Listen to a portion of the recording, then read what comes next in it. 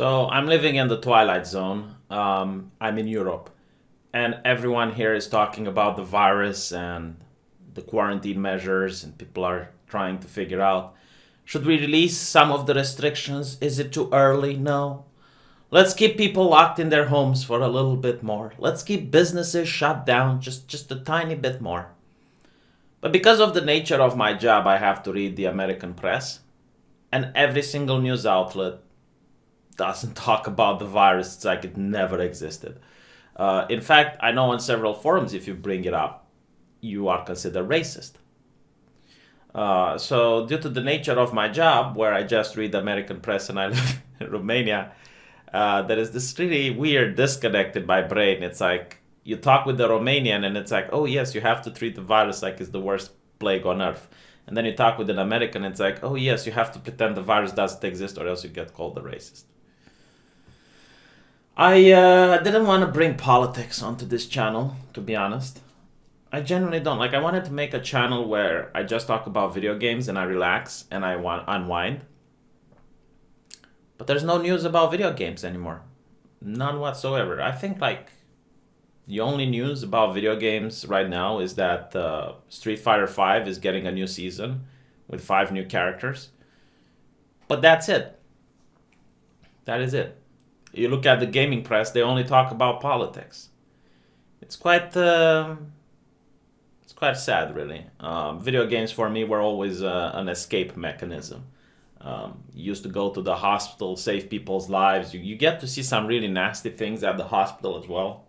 You know, old people dying and whatnot, death surrounds you, and you want to go back home and play some video games and just disconnect, just like snap out of it and recharge for the next day. Can't do that anymore. Every single video game is now infested with Californian type of politics. It's not even that they're political. They're preachy. That's the problem. They're preachy. All the brands are doing very, very vapid virtue signaling.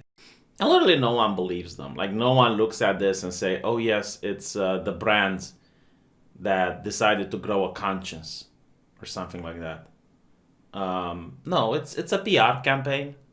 Like, if you look at it, they all use the same GPG, the same font with black background and white letters, and they're all talking about the same shit.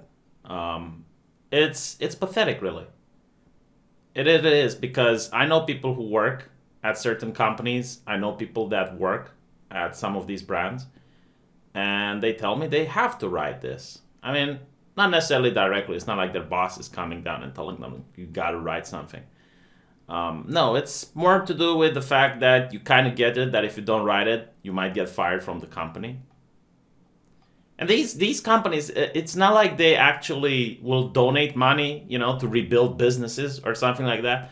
Like, in the case of Sony, they were tweeting out and they were considering, oh yeah, we're going to bail out the people that have been arrested during this time of turmoil. It's really the same. Like, these brands, I will tell you why this is hypocritical. Okay, I will tell you and I will prove to you why these brands genuinely do not care. Like, think about the rainbow badge, when they changed their avatar in order to look like a rainbow, in order to celebrate Pride. I guess Bethesda still does it. But last year it was almost all of these companies doing it. And they didn't do this like 10 years ago, where you didn't have gay marriage in the United States. They didn't do this when they could actually make a difference. No, now they do it because they know it's highly popular. They know it's the quote-unquote popular opinion. And they're not really appealing to gay people because gay people aren't that big of a percentage of the population in order to have like a strong demographic to buy stuff from you. No, they're appealing to the white progressives, to the people that think that they're helping, I guess, the gay community by supporting these woke companies. It's very similar to how patriots during the Bush era would behave. Like, if you had a pair of underwear and you'd put an American flag or an eagle on them, it would sell. Like, you could have a bad product, something that, is just like casual, but you would put like a flag on it and it looked patriotic and it would sell. It's literally the same thing that they're doing here. And if you want to expose more of this hypocrisy. You can look at Activision Blizzard, and they're not the only ones. Like, just look at every single company that does it. And they care about Black Lives Matter, and they want to stand up against racism and whatnot. But they do business with China. Like, Blizzard is heavily invested into China.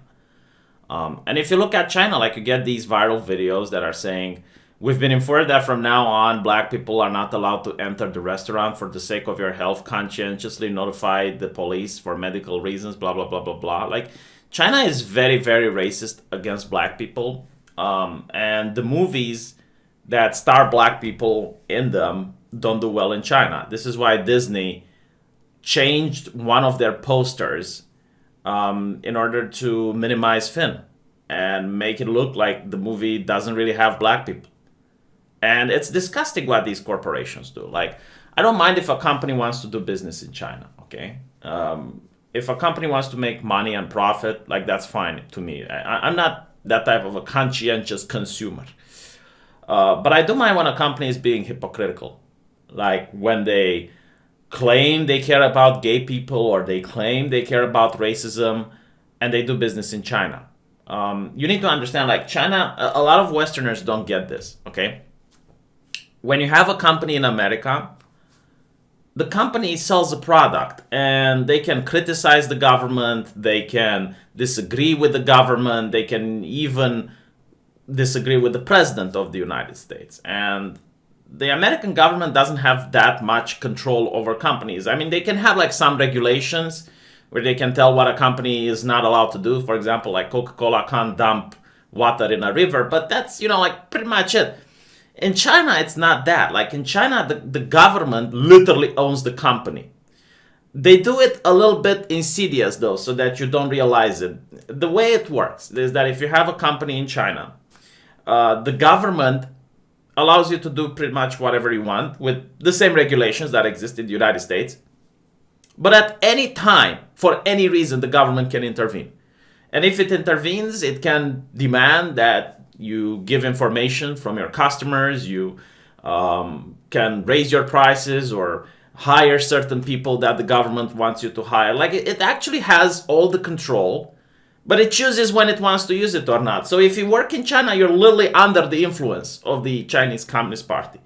And if there's something that the government can't do, like, let's say they would not have the ability to do something, they can just pass a legislation to give themselves the ability to do it. They're not a democracy. They're an authoritarian state.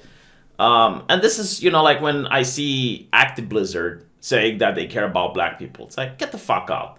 Get the fuck out. Do you guys remember the Hong Kong protests and how Activision sided with that?